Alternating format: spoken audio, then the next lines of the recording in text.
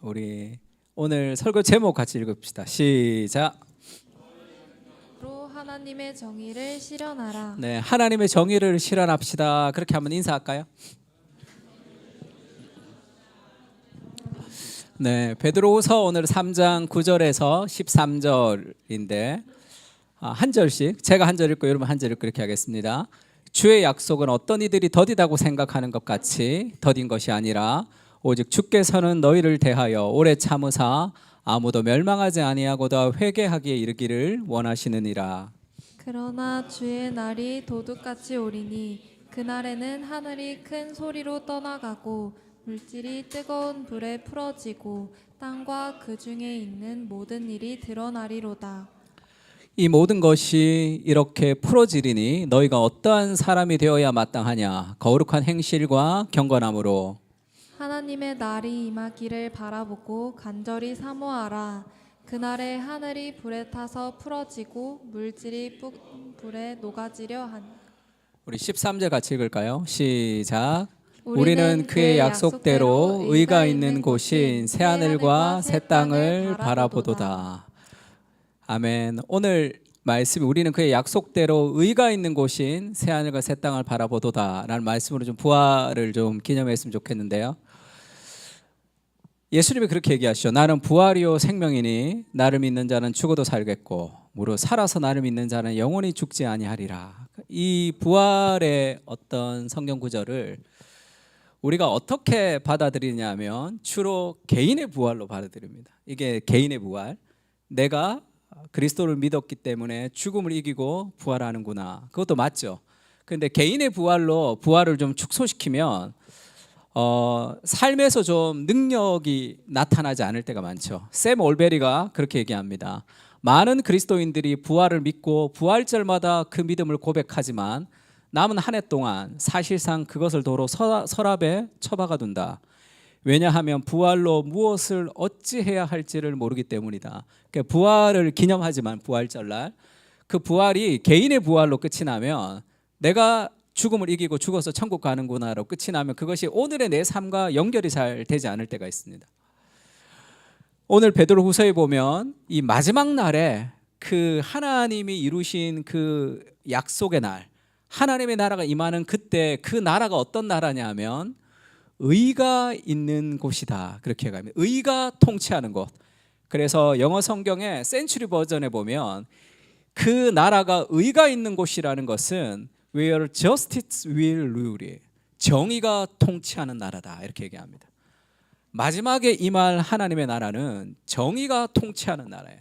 그러면 그리스도의 부활은 그 정의가 지금 여기서 시작이 되었다라는 의미가 담겨져 있습니다. 성경은 하나님이 에덴 동산을 창조하시죠. 그리고 사람을 지으십니다. 그리고 그 사람을 잘 먹고 잘 살게 하는 것이 아니라 경작하고 다스리라고 얘기하죠. 그래서 그 동산을 하나님이 통치하시는 나라로 만들고 싶은 거예요. 단순히 개인의 어떤 안위와 구원이 아니라 그러면 경작하고 다스릴 필요가 없잖아요. 이 에덴 동산을 다스리는 거. 그래서 이 하나님의 통치가 있는 나라로 만들어가는 것이 하나님의 비전이었죠. 마지막도 마찬가지입니다. 마지막에는 만물이 회복되는 거예요. 요한계시록에 보면 내가 만물을 새롭게 하노라 할 때 그 만물은 어떤 곳입니까? 의가 통치하는 나라라는 거. 억울한 것도 없고 가난도 없고 슬픔도 없는 그 하나님의 통치가 이루어지는 나라. 그러니까 성경은 하나님의 나라로 시작해서 하나님 나라로 끝이 나는 스토리죠. 그 중간에 창조가 있고 타락이 있고 예수님의 구속이 있고 회복이 있는 이런 역사의 스토리가 흘러가고 있습니다. 그러면 그리스도의 부활이라는 것은 이 창조된 세상이 타락했는데 그 그리스도를 통해서 이 세상을 완전히 회복하는 것, 그것이 부활이죠. 단순히 개인의 부활을 넘어서. 지금 이 그림 좀 더 좋아지지 않았습니까? 우리 이 건우가 가르쳐 준 걸로 좀 퀄리티가 높아졌는데, 베드로가 예수님을 지금 비난하고 있습니다. 항변하여 가로되. 베드로가 예수님을 붙잡고 항변하죠. 항변하다는 말은 그냥 항변하다 보다 원래는 더 이렇게 혼냈다는 뜻입니다. 예수님에게 화를 확 낸 거예요. 왜 화를 냈냐 하면 주여 그리 마옵소서 이 일이 결코 주께 미치지 아니하리다 라면서 예수님께 화를 냈어요. 예수님이 베드로에게 말합니다. 사탄아 물러가라. 너는 나를 넘어지게 하는 자로다. 네가 하나님의 일을 생각하지 아니하고 사람의 일을 생각하는도다. 그러니까 베드로가 지금 왜 이렇게 화를 내고 혼이 났냐 하면 예수님이 그렇게 묻습니다. 사람들이 날 누구라 하느냐? 더러는 엘리야라, 더러는 누구라? 너희는 나를 누구라 하느냐 하니까 베드로가 주는 그리스도시요 살아계신 하나님의 아들이십니다는 신앙 고백을 해요. 예수님이 칭찬하시죠. 바요나 시모나 복이 있도다. 이것을 알게 하는 혈육이 아니라 하나님의 아버지라는 칭찬을 듣습니다. 신앙 고백이 이루어졌어요. 그때 신앙 고백을 받고 예수님이 정말로 신앙의 비밀을 알려줍니다. 이때로부터 예수 그리스도께서 자기가 예루살렘에 올라가 장로들과 대제사장들과 서기관에게 많은 고난을 받고 죽임을 당하고 3일에 살아나야 할 것을 비로소 알려주는 거예요. 신앙 고백 이후에 베드로가 화가 난 거죠. 왜죠? 내 생각하고 다르단 말이에요. 베드로가 예수님을 따라가는 신앙을 고백을 했지만 베드로가 원하는 신앙이라는 것은 이런 게 아니거든요.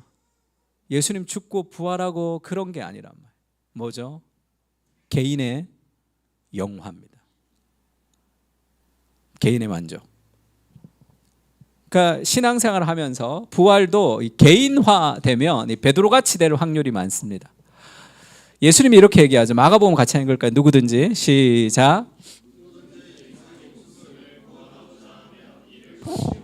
누구든지 나와 복음을 위하여 자기 목숨을 잃으면 구원하리라. 자기 목숨을 구원하고자 하면 잃어버릴 것이고 자기를 잃어버리면 구원할 것이다. 이렇게 얘기하죠. 신앙의 역설 같은 겁니다. C.S. 루이스가 이걸 이렇게 얘기했어요. 자기를 비우고 그분으로 채울수록 더욱 진정한 자신이 된다는 거예요. 그분을 거부하고 자기 마음대로 살려고 할수록 태생, 환경, 육체적인 욕망의 지배를 받습니다.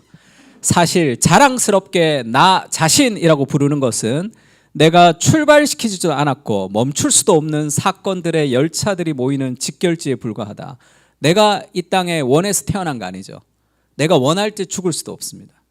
그러니까 내 자신, 내 인생, 내가 원하는 대로 살고 싶지만 내 인생은 출발부터 끝까지 내 게 아닌 거죠. 내가 출발한 게 아닙니다. 내 소망이라고 부르는 것도 내 육체적 기관들이 일으키거나 남들의 생각을 통해 주입된 욕망에 불과하죠. 내가 이런 삶을 살고 싶다는 것도 그것도 나의 어떤 육체적 욕망 그리고 남들이 생각을 통해서 주입된 문화의 내러티브 같은 경우가 많습니다. 그리스도께 나아가 나 자신을 내려놓을 때 비로소 진정한 자신을 얻는 거죠. 그럼에도 새로운 자신을 위해 그리스도께 나아가지는 말아야 한다. 자신을 위한 마음을 품고 있는 한 전혀 그분께 나아간 것이 아니다. 인생의 비전을 얻고 싶어요. 그러니까 하나님께 나아가서 내 인생의 비전을 얻는 거, 내 인생의 어떤 소망을 얻는 거, 그것도 어떤 의미에서는 바른 것 같지만 그 내 비전, 내 소망이라는 것을 내어놓지 못하면 이 올바른 방향을 얻을 수가 없습니다. 왜냐하면 예수님이 수단이 되는 거거든요. 내가 그리스도께 나가는 것이 내가 원하는 무엇을 얻는 거죠. 그러니까 새로운 자신을 위해서 그리스도께 나아가는 것, 이것도 잘못됐다는 거죠. 진정한 자신은 내가 잡으려고 하면 오히려 더 멀어지는 대상이다. 예수님을 추구할 때 진정한 자신은 덤으로 따라오는 거죠. 베드로는 분노했습니다. 자신을 목적으로 세웠기 때문에 예수님이 수단이 되어버린 거죠. 그러나 예수님을 진정한 왕으로 모시면 자신의 목적을 위해 그분을 이용하지 않게 되는 정말 자유를 얻는 거죠. 그러니까 그리스도의 부활을 통해서 그 부활의 능력을 가지고 내가 뭘 해야 되겠다, 내가 뭘 하고 싶다는 것을 좀 넘어서야 돼요. 부활의 능력이라는 것이. 로마서에 보면 그렇게 얘기합니다. 피조물이 고대하는 바는 하나님의 아들이 나타나는 것인데 지금 온 세상의 피조물은 썩어짐의 종노릇한 데서 해방되어 하나님 자녀의 영광의 자유에 이르는 것을 기대하고 있습니다. 피조물이 다 이제까지 함께 탄식하며 함께 고통을 겪는 것을 우리가 아느리라. 지금 온 세상은 고통하고 있는 거예요. 이 온 세상이 고통하는 그 세상의 한가운데 내가 좀 어떻게 됐으면 좋겠다, 내 인생이 뭐 좀 잘 됐으면 좋겠다, 그 생각은 너무 괴리가 큰 거예요. 우리 인생이 온 피조가 고통하는 그 세상의 해결자로 하나님 우리를 부르신다는 걸 알아야 됩니다. 부활이 더 큰 개념으로 다가와야 되는 거죠. 팀 켈러가 부활을 입다해서 그렇게 얘기했습니다. 부활은 질병과 노화, 죽음에서 신체적으로 해방될 뿐 아니라 세상에 만연한 빈곤과 전쟁과 인종차별과 범죄라는 사회적인 해방, 병들고 두렵게 하는 죄책감과 수치심이라는 심리적 해방까지 마침내 모든 것이 고침을 받고 완전히 새로워지는 것이다. 그게 마지막 날이죠. 그러면 지금 이 땅에서 우리가 이 의가 다스리는 그 통치를 위해서 사회적인, 신체적인 아픔, 사회적인 고통, 그리고 심리적으로 고통하는 수많은 사람들을 위해서 우리가 부활의 능력을 가지고 무언가를 할 때, 그때 진정한 내 자신을 찾을 수가 있습니다. 그러니까 하나님의 의가 다스린다 할 때 그 하나님의 정의라는 말은 쉽게 얘기하면 이사야서에 사자와 어린 양이 뛰놀고 어린이도 함께 뒹군다는 그 샬롬이 샬롬. 그러니까 하나님의 정의라고 할 때 그 의는 관계적 평안을 얘기합니다. 관계가 회복되는 것을 의라고 얘기하는 거예요. 그래서 우리가 하나님의 나라를 얘기할 때 예수님이 이 땅에 오실 때 하나님의 나라가 이미 시작이 됐습니다. 타락한 세상의 한가운데 하나님 나라가 작게 시작된 거예요. 예수님이 다시 오실 때 의가 완전히 통치하게 될 거예요. 그러면 이 땅은 여전히 신체적으로 고통하는 많은 사람들, 심리적으로 고통하는 많은 사람들, 사회적으로 고통하는 많은 사람들이 함께 있는 세상을 살아갑니다. 마지막 날에는 그것이 다 의가 통치하는 세상이 될 거예요. 그러면 그리스도의 부활이 여기서 시작이 되어서 우리가 예수님이 다시 오실 때까지 그 수많은 삶의 고통과 아픔들을 주와 함께 해결해가는, 그것이 우리 인생의 의미가 거기 있는 거예요. 그 부활의 능력이 그렇게 시작이 돼야 됩니다. 골로새서 이런 말씀이죠. 같이 한번 읽을까요? 그가 시작. 그의 사랑의 아들의 나라로 옮기셨으니 그 아들 안에서 우리가 속량 곧 죄사함을 얻었도다. 흑암의 권세에서 우리를 사랑의 아들의 나라로 옮기셨습니다. 그래서 하나님이 우리의 아버지가 되시고 그리스도가 목숨을 버리는 사랑으로 우리를 사랑해 주시죠. 그래서 부족함이 없는 인생으로 우리를 만들어 주신 거예요. 그게 복음입니다. 그거를 누리고 맛볼 때 내 삶을 나를 위해서 채우지 않을 수 있는 거예요. 그러니까 여전히 내가 결핍이 있는 거예요. 그러니까 복음에 대해서 내가 신뢰하지 못하면 여전히 나 자신의 만족을 위해서 뭔가를 자꾸 해야 된다. 그것이 우리를 더 의미 없게 만듭니다. 그러니까 나를 더 힘들게 만들어요. 이게 복음 안에서 이미 하나님이 내 아버지가 되시잖아요. 그리스도가 목숨을 버리시면서 나를 건지셨다. 더 이상 부족함이 없죠. 그 은혜를 계속 누릴 때 우리 인생의 방향은 다르게 갈 수 있습니다. 예수님의 부활은 해방과 회복을 이루시는 하나님의 능력이 이미 여기서 시작되었다는 것을 알려주는 거예요. 부활하신 그리스도를 통해서, 그리고 성령으로 우리 삶에 거하시는 그분의 임재를 통해서 말이다. 우리가 구원받은 목적은, 같이 읽을까요? 시작. 아니라 세상을 섬기기 위해서. 너무 재밌죠? 우리가 구원도 원래 saved잖아. 우리가 save 된 이유는 우리가 safe, 안전하기 위해서가 아니라 serve, 사람들을 섬기기 위해서는. 그러니까 부활을 자꾸 부활의 능력으로 나를 채우려고 하면 답이 없습니다. 이미 내 안에 부활의 그리스도가 계시잖아. 그 부활의 그리스도의 능력을 나타내야 돼. 순종을 통해서. 같이 한번 읽을까? 복음은 시작. 복음은 정의를 실현하는 대한 공동체가 되게 한다. 그래서 부활을 경험하는 것은 우리가 복음을 경험하는 대한 공동체를 하나님이 만들어 주십니다. 거류민이든지 본토인이든지 그 법을 동일하게 할 것은 나는 너의 하나님 여호와임이라, 이런 레위기 말씀이 있는데, 여기서 이 미시파트라는 히브리어 단어가 있는데 이게 정의를 얘기합니다. 정의. 이때 정의라는 것은 이 법이라는 말이 정의인데, 그것은 똑같이 한다는 뜻이에요. 균등하게 한다라는 것이 하나님의 정의입니다. 그러면 하나님이 통치하는 나라에서는 힘들어서 무시당하는 사람이 있는 것은 안 돼요. 가난해서 먹을 것이 없어서 고통하는 사람이 있는 것도 안 됩니다. 왜냐하면 균등한 나라, 그것이 하나님의 정의의 나라거든요. 그러면 지금은 하나님의 정의가 완전히 통치하지 못하지만 마지막 날에는 하나님의 정의가 완전히 통치하는 나라가 되는 거죠. 팀 켈러의 정의란 무엇인가? 미시파트를 얘기합니다. 그때 이 미시파트라는 정의란 말은 구약에 200번 이상 등장하는데, 기본적으로 이 단어는 인간을 공평하게 대한다는 뜻이 담겨져 있습니다. 그래서 그 법을 동일하게 해야 한다. 이건 책에 이렇게 나와 있는데 사실 틀렸어요. 미시파트는 동일하게가 아니라 이 법이라는 뜻이에요.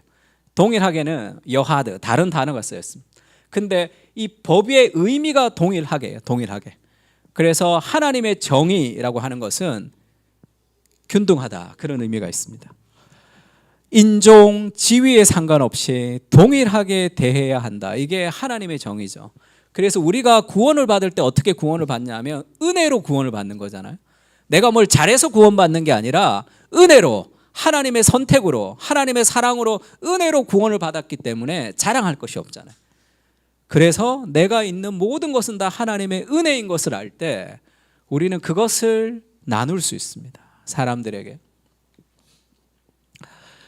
그래서 하나님이 그렇게 얘기하죠. 스가랴서에는 그렇게 얘기합니다. 만군의 여호와가 이같이 말하여 이르시기를 너희는 진실한 재판을 행하며 서로 인애와 긍휼을 베풀며 과부와 고아와 나그네와 궁핍한 자를 압제하지 말고 서로 해하려고 마음에 도모하지 말라.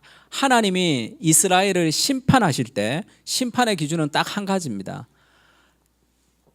네 그룹, 과부와 고아와 나그네와 궁핍한 자들이 부르짖을 때 하나님의 심판이 임하는 거예요. 그것은 하나님의 나라가, 하나님의 정의가 이루어지지 않는 것이기 때문에. 그래서 구약의 이스라엘은 하나님의 통치가 이루어진다는 것은 하나님의 정의가 이루어진다는 것인데, 네 그룹, 과부와 고아와 나그네와 궁핍한 자가 어떻게 살아가는가, 그것이 하나님의 정의의 기준이죠. 시편에는 그런 말씀이 있습니다. 그의 거룩한 처소에 계신 하나님은 고아의 아버지시며 과부의 재판장이시라, 이런 말씀이 있죠. 저도 어디 강의할 때 이 프로필을 좀 달라, 이렇게 소개 글을 좀 주십시오, 그럴 때가 있잖아요. 그러면 우리는 또 젊으니까 뭐 이렇게 주절주절 뭐 무슨 이사회 뭐 이렇게 그렇게 주절주절 붙는 거 별로 좋아하지 않잖아요. 그 사랑교회 담임 목사 고상섭입니다. 그렇게 이제 보낸단 말이에요. 왜 그 사랑교회 담임 목사, 다른 것도 많은데 왜 그 사랑교회 담임 목사라고 보내냐 하면 그게 가장 주된 일이기 때문이죠. 나한테 가장 주된 일이 그 사랑교회 담임 목사이기 때문에 나를 표현할 때 그 사랑교회 목사 고상섭입니다, 이렇게 얘기하죠. 하나님이 자기를 어떻게 얘기하냐 하면 나는 고아와 가부의 하나님이다, 그렇게 표현한다. 그것이 하나님의 가장 주된 관심. 다른 많은 일도 하지만 하나님이 자기를 소개할 때 나는 고아의 아버지며 가부의 재판장이다, 그렇게 하나님이 자기를 소개하는, 하나님이 관심이 있는 거죠. 그러면 그날에 모든 사회적인 고통, 그래서 하나님의 정의는 개인의 정의가 아닙니다. 사회적 정의. 모세오경은 개인에게 준 책이 아니죠. 이스라엘 공동체가 어떻게 하나님의 통치가 이루어질 것인지에 대해서 쓰여진 책입니다. 팀 켈러가 오늘을 사는 잠언에서는 그렇게 얘기하죠. 그래서 이웃에게 베풀어야 할 선은 경제적 물질적 필요를 채워주는 실제 원조여야 한다. 이것은 자선의 문제가 아니라 이웃이 마땅히 받아야 할 몫을 받는 것이죠. 어려움에 처한 사람을 돕지 않으면 단지 사랑이 없는 게 아니라 불의한 것이다, 이렇게 얘기합니다. 그래서 구제라고 얘기하지 않아요. 정의라고 얘기합니다. 구제라고 얘기하면 안 해도 되는데 내가 해서 선을 행하는 느낌이 있지만, 정의는 그것은 마땅히 하여야 할 일을 하는 것이죠. 그래서 하나님의 정의가 이 땅 가운데 임하기 위해서 우리가 살아가는 거예요. 왜 열심히 공부합니까? 개인의 무엇을 위해서? 그러면 어느 정도까지밖에 못해요. 세상의 정의를 위해서 공부하면 끝까지 공부할 수 있습니다. 왜 열심히 노력하며 돈을 법니까? 개인의 성공을 위해서 돈을 벌면 그 어느 정도밖에 할 수 없어요. 그러나 세상의 정의를 위해서 우리가 살아가면 훨씬 더 많은 돈을, 훨씬 더 많은 일을 위해서 훨씬 더 많이 할 수도 있습니다. 그래서 야고보서도 그렇게 얘기하죠. 이 헐벗은 사람이 있는데 평안히 가라, 덥게 하라, 배부르게 하라 하며 쓸 것을 주지 않으면 무슨 유익이 있느냐. 이와 같이 행함이 없는 믿음 자체가 죽은 것이다, 이렇게 얘기합니다. 그러니까 복음이라는 것은, 이 부활이라는 것은 하나님의 정의의 나라가 시작이 되었다는 것을 선언하는 거죠. 그런데 온갖 수많은 여러 가지 정의가 이루어지지 않는, 사회적으로 고통하고 약자들이 고통하는 시대를 우리가 살아가는 거죠. 그것을 행하는 사람이 되어야 된다, 이렇게 얘기합니다. 그런데 문제는 부담이 된다면, 또 행해야 되는구나, 내가 뭘 좀, 나도 없는데. 그러면서 이렇게 내가 행할 때, 정의를 위해서 살아갈 때, 남들을 위해서 뭔가를 할 때 하나님이 복을 주신다라는 생각을 가져야지만 나눌 수 있는 거죠. 그것은 잘못된 종교다 얘기했습니다. 복음이 아니에요, 종교죠. 종교는 내가 뭘 해서 복을 받는 것이고, 복음은 이미 누리는 그 은혜가 우리를 나누게 하는 겁니다. 기업에서 정직한 관행을 조언한 두 가지 이유가 있습니다. 첫 번째는 거짓말하면 발각될 수 있어서 윤리 경영을 해야 된다. 기업에 악영향을 미치죠, 거짓말하면. 두 번째는 직장에서 일하는 사람들이 윤리 경영을 하면 직원들이 사기가 올라가죠. 우리는 윤리적인 회사야, 그래서 경쟁 업체들보다 더 괜찮은 회사다라는 마음을 가질 수 있으니까 윤리 경영을 해야 된다, 이렇게 가르친 교수님이 계셨어요. 그런데 이거는 두 가지 문제가 있습니다. 첫째는 왜 윤리적으로 살아야 되냐면 수입이 감소할 것 같아서 윤리적으로 살죠. 그거는 두려움에 기초한 행위입니다. 둘째는 직원들이 사기가 높아서 우리가 훨씬 더 좋은 기업이 될 수 있다는 것은 경쟁 업체들보다 더 우월하다는 교만에 기초한 거죠. 결국 윤리적으로 행하는 동기가 뭡니까? 돈 더 벌기 위해서잖아요. 윤리 경영을 해야지 더 잘 된다고 할 때 윤리적으로 사는 동기가 뭐냐? 결국 나에게 유익하기 때문에, 나에게 유리하기 때문에 윤리 경영을 하는 거거든요. 이것이 종교라는 거죠. 복음은 그렇지가 않습니다. 우리가 그런 이 은혜의 통치가 아닌 다른 종교적 통치가 우리의 삶을 계속 자리 잡고 있는 거죠. 왜냐하면 우리가 그렇게 살아왔기 때문에 그렇습니다. 아름다움과 정의로움에 대하여라는 그 알레인 스켈리가 쓴 책이 있습니다. 이 책을 제가 구하려고 백방으로 노력했는데 이 책이 얼마인 줄 알아요? 지금 78,000원입니다. 나쁜 놈들. 이걸 못 구한다는 걸 아니까 78,000원. 원래 10,000원도 안 되는 책이. 그러니까 책이 있었는데 없어져 가지고 구하려고 했더니 78,000원이에요. 저 아름다움과 정의로움에 대하여, 하버드 교수님이셨는데 왜 아름다움과 정의로움을 같이 놓았냐면 이렇게 얘기합니다. 사람은 아름다움을 체험할수록 자기중심적인 가치에서 벗어나서 더 열린 마음으로 정의를 쫓게 됩니다.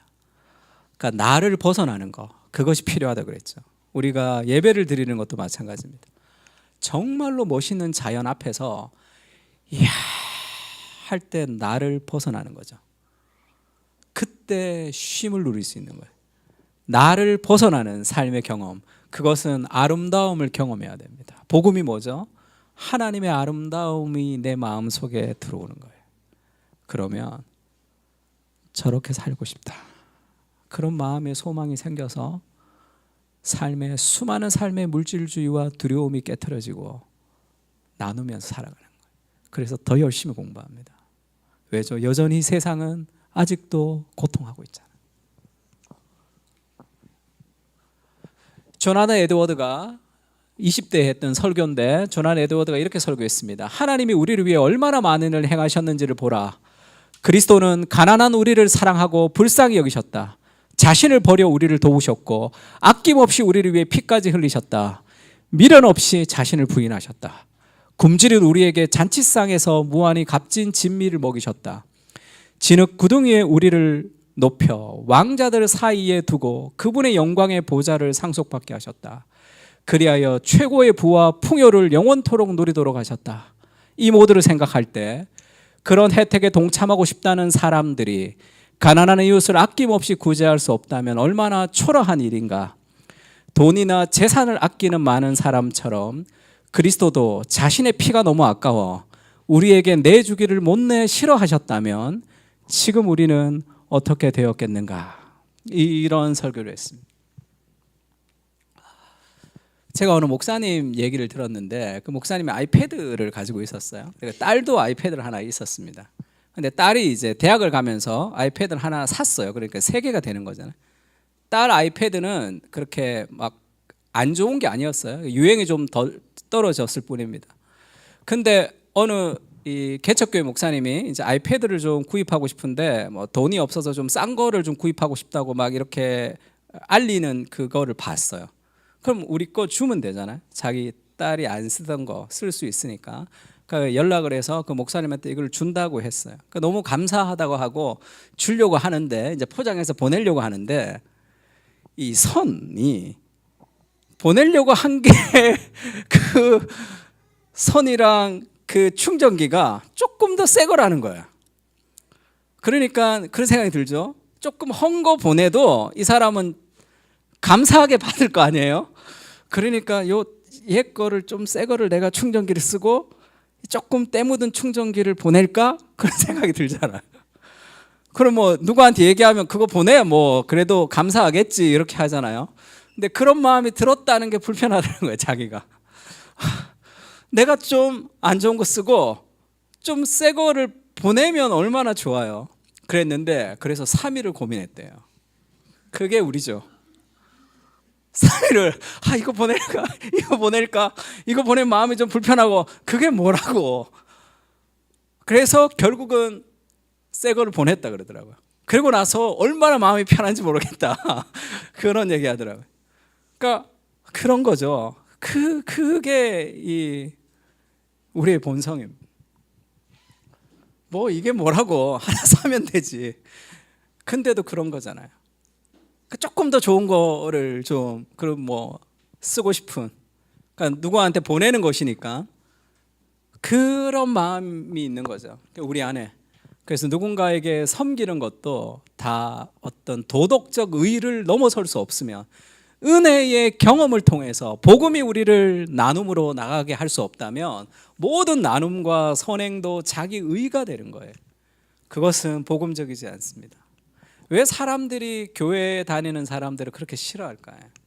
세상에서 믿음을 지키기 때문인가요?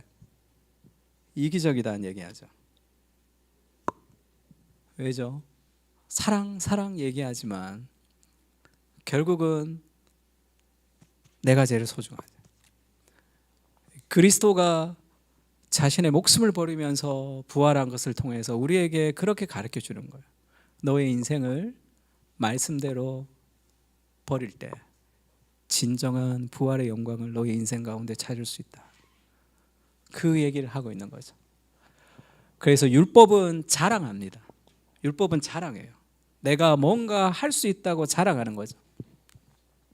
그 결국 율법주의, 도덕주의는 남보다 내가 낫다는 교만이 전제되어 있습니다. 그러니까 잘난 체하기도 하고 다른 사람을 판단하죠. 예민하고 안전부절하지 못합니다. 그리고 가장 큰 문제는 믿지 않는 사람들이 그 모습을 보고 하나님을 더 싫어하게 되는 거죠. 왜냐하면 교회는 자꾸 뭐를 해야 되는 거예요. 금욕의 종교 같은 거죠. 그것이 아니라 아름다움을 경험하는 거죠.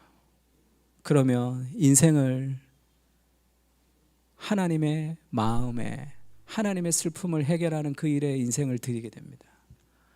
그때 공부도 되고 일도 되고 다 되는 거예요. 삶에 있어서. 그러니까 하나님의 은혜를 경험해야 되는 거죠. 하나님의 은혜와 정의의 관계. 은혜를 경험하면 우리 인생을 그렇게 드리면서 살아갑니다. 같이 읽을까요? 마태복음 시작. 너희는 세상의 빛이라. 산 위에 있는 동네가 숨겨지지 못할 것이요. 너희는 세상의 빛이라. 산 위에 있는 동네가 숨겨지지 못할 것이라 할 때 산 위에 어떤 동네가 있는데 영어 성경에 보면 city예요. 산 위에 있는 도시. 이게 뭡니까? 교회 공동체를 얘기하는 예루살렘. 산 위에 있는 도시. 어두운 세상에 빛이 되는 그 언덕 위의 도시를 세상이 보는 거죠. 제가 어제도 우리 그 현진 자매랑 동우 형제 신방을 갔는데 그 얘기 하더라고요. 이 포토그래퍼죠. 근데 그 박봉의 월급을 받고 그 어시스턴트를 하는 그런 사람들이 있다는 거예요. 그 사람들이 거기 왜 그 박봉을 받고 그렇게 열심히 하느냐? 어깨 너머로 기술을 배우고 싶은 거예요. 요리사들처럼. 그래서 그 열심히 하죠. 근데 내가 목사님 설교를 듣고 마음을 좀 바꿨다. 그래서 클래스를 열어가지고 어깨 너머로 배우지 말고 클래스를 열어서 다 나누려고. 너무 잘했다 그랬어. 그때 영역이 더 넓어지는 거예요. 그걸 붙들고 있어. 그게 내 것도 아니잖아요. 하나님의 은혜로 다 깨달은 거라고. 그걸 좀 나눌수록 훨씬 더 영역이 넓어집니다. 훨씬 더 자유로워지고. 같이 읽을까요? 시작. 그리하면 너희에게 줄 것이니 곧 후히 누르고 흔들려 넘치도록 하여 너희에게 안겨주리라. 너희가 헤아리는 그 헤아림으로 너희도 헤아림을 도로 받을 것이니라. 주라. 그래야면 너에게 줄 것이니 후히 되어 누르고 흔들어 넘치도록 너희에게 안겨줄 것이다. 복음이라는 것은 하나님의 공급이 있는 거죠. 우리에게. 그것을 누리고 맛보고 경험하면서 우리의 시간과 물질과 에너지를 나누는 겁니다. 그때 인생의 의미가 거기서 생기는 거예요. 아, 내가 이 땅에 살아있는 삶의 이유가 여기 있구나라는 것을 그때 찾게 됩니다. 같이 읽을까요? 시작. 골방에서 열방을 위해 기도하고 실천하라. 그래서 부활을, 신앙을 개인을 넘어서 흘러가야 돼요. 레위기에 보면 그런 말씀이 있습니다. 곡물을 벨 때 밭 모퉁이까지 베지 말고 떨어진 것을 줍지 말고 그것을 가난한 자와 거류민을 위하여 남겨주라.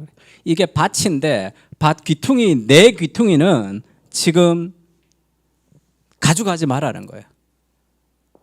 왜냐하면 이 밭에 내 귀퉁이는 거류민과 가난한 자들이 언제든지 먹을 수 있도록. 왜 이 귀퉁일까요? 가운데를 놔두면 들어가서 먹어야 되니까 귀퉁이는 이게 그냥 쉽게 가져갈 수 있도록. 그것이 쉽게 얘기하면 하나님 나라의 복지입니다. 말씀의 통치가 받는 이스라엘은 최고 복지 국가가 되는 거죠. 우리도 이 젊은 사람들이 많은데 그러면 결혼할 때, 그 다음에 이사할 때 얘기를 들어보면 다 힘들잖아요. 삶이. 내가 돈 많이 벌어서 나는 집을 갖고 있으면 좋겠다. 그 정도 비전을 가지고서는 지금 이렇게 고통하는 세상 속에 어떻게 살아야 될까? 어떻게 해야 될까? 기도하세요. 그러면서 인생이 점점 넓어져야 됩니다. 내가 골방에 살지만 열방을 좀 품어야 돼요. 수많은 신문의 기사들을 보면서 함께 기도하세요. 그러면 그 기도를 따라 우리 인생을 하나님이 더 넓혀주실 겁니다. 내가 어디에 있든지 그 하나님의 마음이 거기 있는 거죠. 그러니까 그것을 위해서 살아, 그것을 위해 삶을 준비하는. 성경은 불의와 관련해서 풍부한 사회적 분석이 실려 있습니다. 현대 개인주의 시대는 전적으로 개인의 문제로 치부하죠. 가난하든 부유하든 각자의 행동 때문입니다. 서구인들, 미국 백인은 자신이 개인적으로 가담한 적이 없는 한 북부 도시들의 주택담보대출과 주택 소유에서 흑인을 구조적으로 배제하던 규정 별 관심이 없다는 거예요. 백인들은 내가 관여가 되지 않으면 남부 흑인 차별법, 노예제도 같은 사회제도까지 그런 것이 끼치는 여파에 대해서 별로 책임을 느끼지 않고 살아가는 거죠. 그리고 그리스도의 은혜가 나와 우리 가정 안에 충만하기를 기도하는 거잖아요. 저쪽에서 고통하는 사람들이 얼마나 고통하든지 별 관심이 없고, 근데 하나님의 관심이 거기 있다는 거예요. 우리의 관심이 거기 있을 때 우리 인생이 더 의미 있어집니다. 성경은 우리가 삼위일체 형상대로 지음을 받았다고 말하죠. 개인이면서 동시에 공동체적 존재라는 뜻입니다. 빈곤과 불의는 개인의 문제인가 사회 구조의 문제인가 할 때 성경은 둘 다라고 말하면서 둘 다를 뛰어넘는 거죠. 그것은 우리의 책임이에요. 나라가 복지 정책이 좋아야 된다 이런 얘기를 하지만 그중 한 50%는 교회가 다 책임을 져야 되죠. 그랬으면 나라에서, 정부에서 종교인 과세 이런 얘기도 안 나왔겠죠.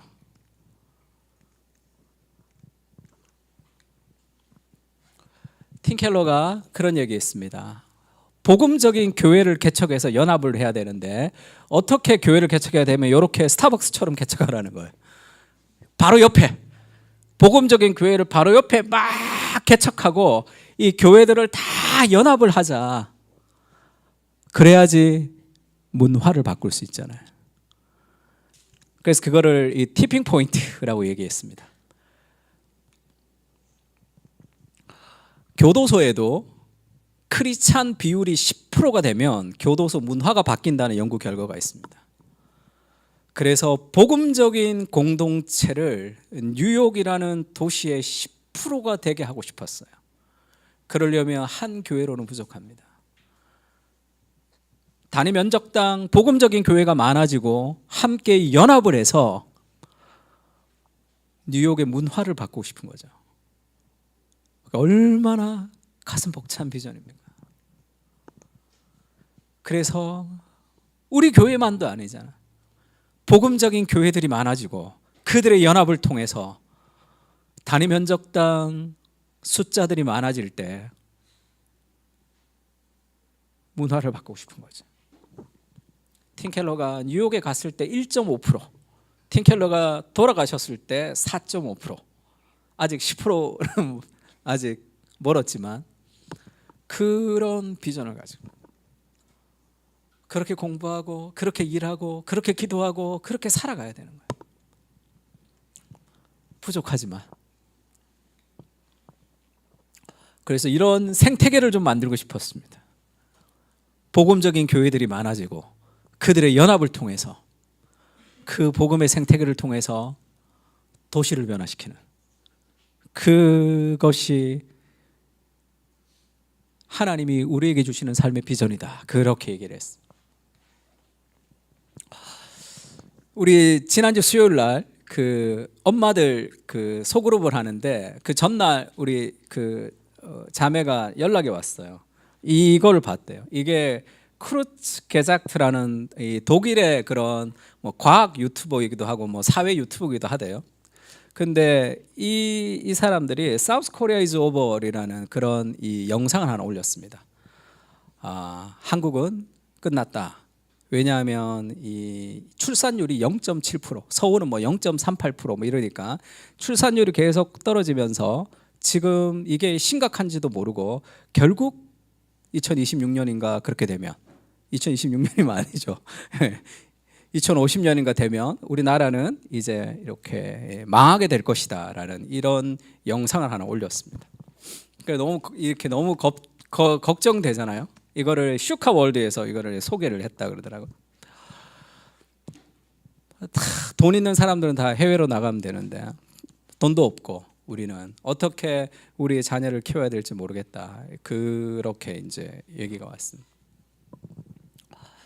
두 가지를 얘기를 좀 했는데, 첫 번째는 이대로 안 되죠. 이것도 뭐 독일 사람 뭐 그렇게 한국을 사랑해서, 이것도 이 안에 논리적인 오류들이 많이 있고 또 뭐 이렇게 되도록 그냥 내버려 둘 수도 없고, 결국은 출산율도 높여야 되지만 이 다민족, 다른 민족들이 우리나라에 들어와서 살아가는 그 교회들이 지금도 막 생기고 있습니다. 울산부터 시작해서 훨씬 더 복음을 전하기 쉬운 시대가 되는 거죠. 그들을 하나로 만들고 그들과 함께해서 더 나은 미래를 할 수 있는 어떤 시대적 소명도 있고, 두 번째는 여기가 너무 힘들어요. 헬조선. 그러니까 돈 있으면 외국 가서 이렇게 살아야 되겠다. 저는 비겁하다고 생각했어요.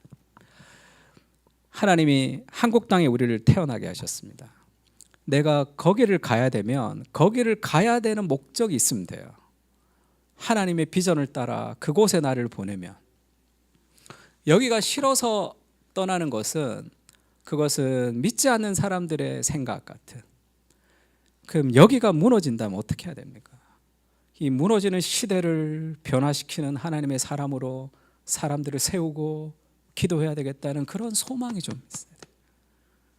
그게 그리스도의 부활이라는 것은 내 안에 지금도 살아있는 삶의 능력이죠.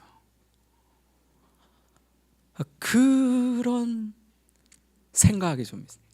하나님이 함께 하시면 문제는 작아집니다. 힘든 영역, 어려운 영역 많죠. 그래서 내가 있는 거 아니에요. 부활의 그리스도가 나와 함께 계셔서 정말로 사우스 코리아가 이렇게 된다면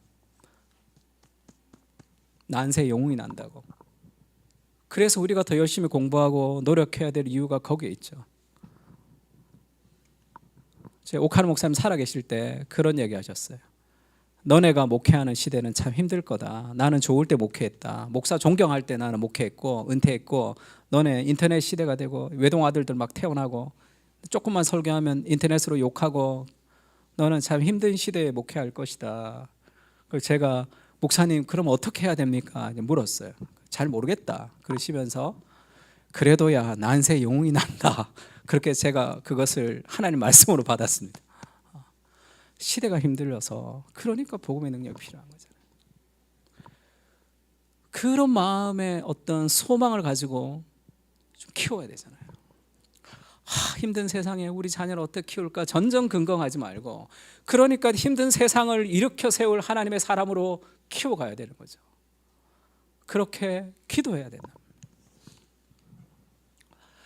복음 중심의 일, 팀 켈러 일과 영상을 우리가 공부하는데 힘들죠. 우리 적용이 참 힘듭니다.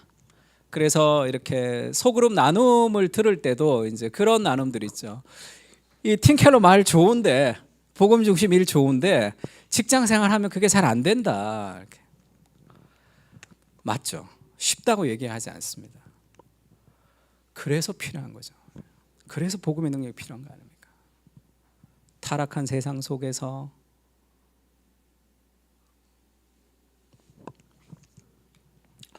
싸이 노래 중에 제가 연예인이라고, 혹시 아십니까? 싸이 노래 중에 연예인이라고 막 춤추면서 부르는 노래가 있어요. 제가 이렇게 싸이 춤추는 거를 이렇게 영상을 보다가 너무 은혜를 받았어요. 그래서 혼자 찬양 부르듯이 두 손을 펼치고 울면서 천천히, 너무 빨리 불러 이 친구는. 빨리 부르는 찬양이란다. 빨리 부르는 노래가 아니에요. 천천히 부르는데 막 눈물이 하염없이 나는 거예요. 가사가 그렇죠.